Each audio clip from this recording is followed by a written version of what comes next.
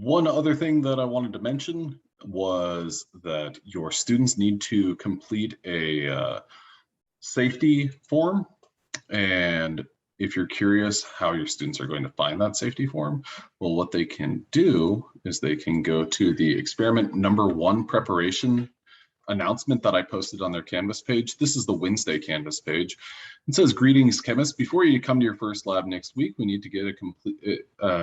We need you to complete a safety agreement by following this link."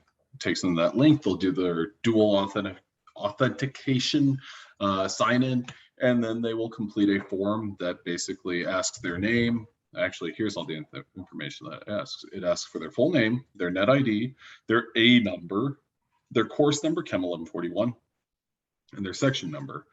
After that, it asks the day of the week that their lab meets and their IA's name. So if you look at this table right here, it shows everyone's IA, or sorry, every section and the corresponding IA for that section. Then at the end, it gives them this direction of go ahead and watch this video where I explain kind of in a rough way the very first experiment. So have your students do that, get that done as soon as possible. In the event that they do not do that prior to the lab, they will either have to do it on their phone or they will have to do it a paper copy.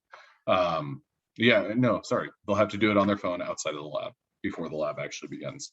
You will need to go to the stockroom to get a bin roster so that you can fill out who is using what bin.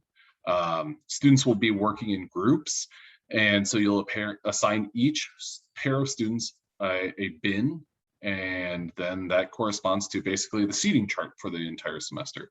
So your students will have a seating chart. They will have a specific area that they will be in for the entire semester, and work with the exact same materials for the entire semester. I hope this is helpful. Have a good one.